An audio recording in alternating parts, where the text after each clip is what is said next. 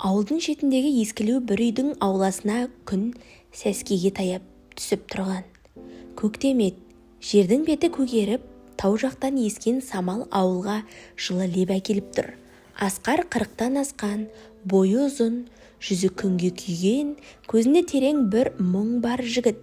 Аулада шеге қағып қораның есігін жөндеп жатқан. Оның өмірі соңғы 4 жылда көп өзгерген. Әйелі кенеттен ауырып қайтыс болып, содан бері жалғыз өмір сүріп келді. Баласы жоқ. Көрші қолаң туысқандар енді үйлен деп айтқанмен, Асқардың жүрегі біреуге қайта ашылмады. Інісі Нұрлан қалада жұмыс істеп жүріп бір қызға үйленді.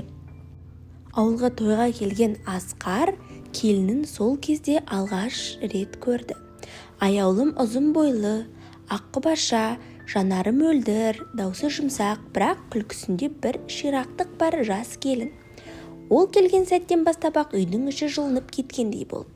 Нұрлан қалада қалып, аяулым ауылда біраз уақыт тұратын болды. Себебі Нұрланның жұмысы ауыр, вахталық кестеде айлап келмейтін. Алғашқы айларда бәрі қарапайым еді. Асқар үшін келіні сыйлы, інісінің аманаты. Аяулымда қайнағасын үлкен ағадай көріп, үйдің шаруасын бірге істеді. Асқар қорада жұмыс істесе, аяулым кіріп шығып шайына келіп, сөйлесіп, күліп жүретін. Бір күні кешқұрым жаңбыр жауып, электр жарығы өшіп қалды. Үй іші қараңғы. Пештің жанында екеуі ғана отырды. Асқар отқа қарап үнсіз ойға шомылып отырды. Аяулым болса ыдыс жуып болып оттың қасына келіп, қолын жылытып тұрды. Сол сәтте Асқардың көзі еріксіз оның нәзік саусақтарына, қыпша беліне түсті. Ішінен бір ыстық леп өтіп кеткендей болды. Ол өзіне ренжігендей басын шайқады. Бұл дұрыс емес еді. Арадағы алғашқы ұялу, тыйым салынған бір сезімнің ұшқыны сол күннен басталды. Күндер өтіп жатты. Аяулым кейде кешкісін далаға, аулаға шығып, терезенің алдында орындықта ұзақ отыратын. Асқар да қорадан қайтып, сол жерден өтеді. Бір-біріне жылы сөз айтпайды, бірақ көздері ұзақ тоғысады. Бір күні ауылдың малы өрістен кеш қайтты. Асқар далада жүріп үстінен жауын жауып кеткен аяулымды көрді. Ол үсті басы су болып қалыпты. Асқар бірден өзінің күртешесін шешіп, аяулымның иығына жапты. Аяулым басын төмен салып, рахмет аға, деді жай ғана. Сол түні Асқар ұйықтай алмай шықты.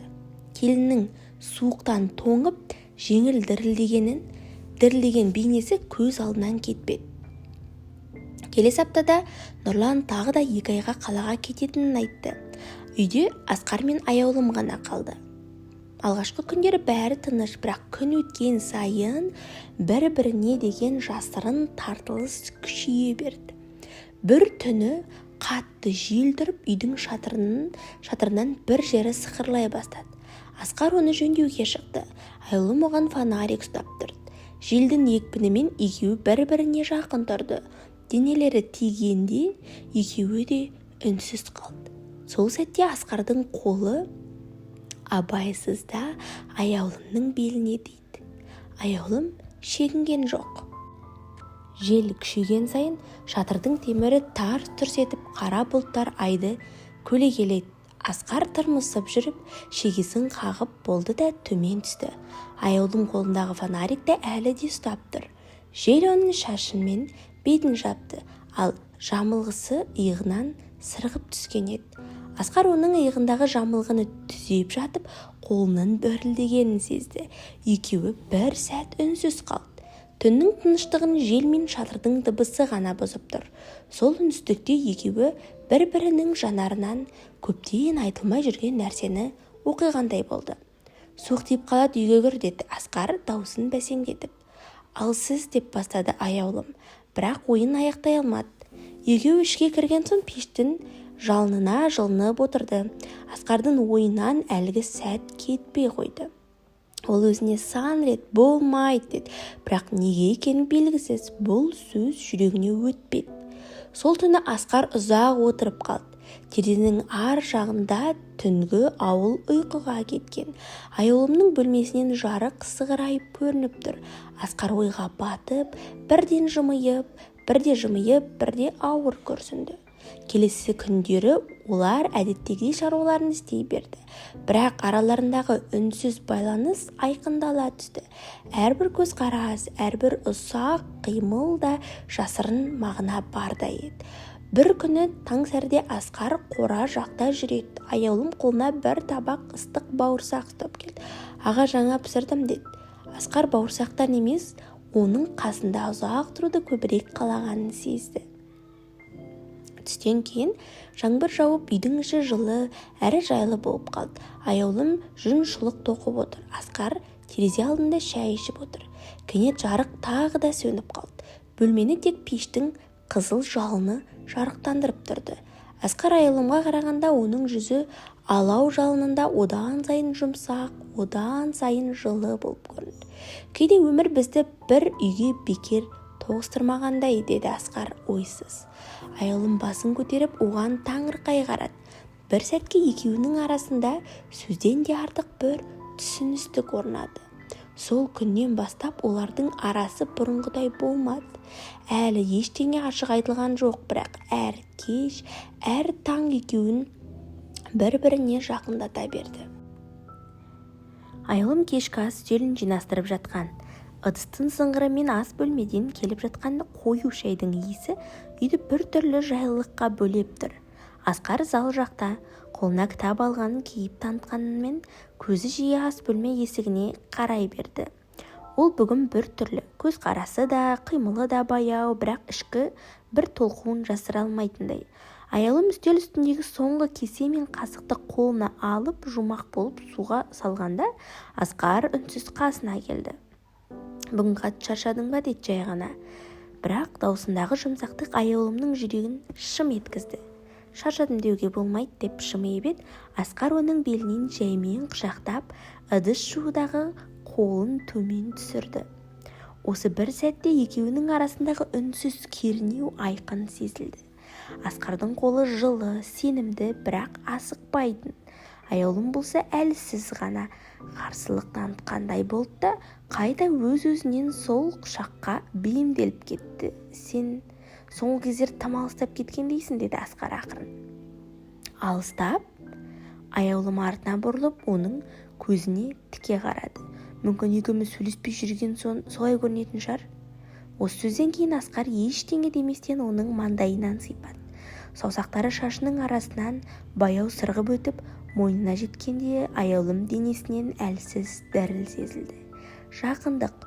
Бұл екеуі үшін тек құмарлық емес, көптен айтылмаған сөздер, жиналған сағыныш пен тыйылған сезімдердің үнсіз көрінісі еді. Асқар оны қолынан ұстап, залдағы жарықты сөндіріп, тек ас бөлмеде төгілген әлсіз шам жарығында тұрды. Екеуі көпке дейін үнсіз, тек бір-біріне қарап тұрды. Аяулымның кеудесі бір қалыпты емес, демі жиілеген. «Маған сенің дауысың, иісің, тіпті мына қас-қағым сәттегі тыныштығын жетпей жүр» деді Асқар, дауысы қарлыңқырап. Аяулым оның иығына басын қойды. Сыртта қысқы түннің ызғары болса да, үйдің ішінде сол сәтте екеуінің арасындағы жылу бәрін басып тұрды. «Саған қарап тұрсам, уақыт тоқтап қалатындай» деді ол сыбырлап. Аяулым үн қатпады, тек әлсіз ғана жымиып көзін төмен түсірді. Бірақ Асқар оның қолынан ұстап, жаймен бөлмеге жетеледі. Залдың жарығы әлдеқашан сөніп қалған, тек есік маңында төгілген жарық олардың көлеңкесін қабырғаға түсіріп тұр. Олар қасына жайғасқанда Асқар аяулымды өзіне тартып маңдайынан сүйді. Ол сүйіс бірден емес, ұзақ, тоқтамай біртіндеп мойынға, содан соң иыққа ауысты. Әрбір жанасу жүрек дүрсілін жиілетіп, ойдағы шекараларды жоя түсті. Аяулым бастапқыда абдырап, бірақ іштей әлде қашан шешім қабылдап қойғандай, оған қарай бойын ұсынды. Асқардың қолдары оның арқасын, белін, саусақ арасын зерттегендей сезімтал, асықпай қозғалды. «Саған жақын болсам ғана тынышталам» деді Асқар, дауысы баяу, бірақ шынайы. Жауап орнына аяулым оның кеудесіне басын қойды. Сол сәтте сырттағы қар да, уақыт та, тіпті олардың өміріндегі басқа адамдар да ұмытылғандай еді. түн оларды құшағына алды. Шам сөніп бөлме қараңғылыққа көмілді, бірақ сол қараңғылықтың ішінде жылу, иіс, терең тыныспен бір-біріне үнсіз берілгендік қана қалды. Қабырға сыртындағы әлем бұл түнді білмейтін, сезбейтін, тіпті ойламайтын да, ал екеуі үшін ол бір-ақ рет келетін, бірақ өмір бойы еске түсіретін, жүрекке мөр болып басылатын түн еді. Осымен аяулымның әңгімесінің бірінші бөлімі аяқталды. Егер екінші бөлімі қалай өрбігені қызық болса, комментарийге екінші бөлім деп жазып кетіңіздер. Бұл шынайы өмірде болған, өмірден алынған оқиға, Қазақстанның бір ауылында орын алып жатқан оқиға. Сіздермен болған өмірден алынған арнасы тек қана шынайы өмірде болған оқиғаларды ғана жариялаймыз. Парақшаға тіркеліп, әңгімеге лайк басып, комментарий қалдырып кетулеріңізді сұраймыз. Сау болыңыздар.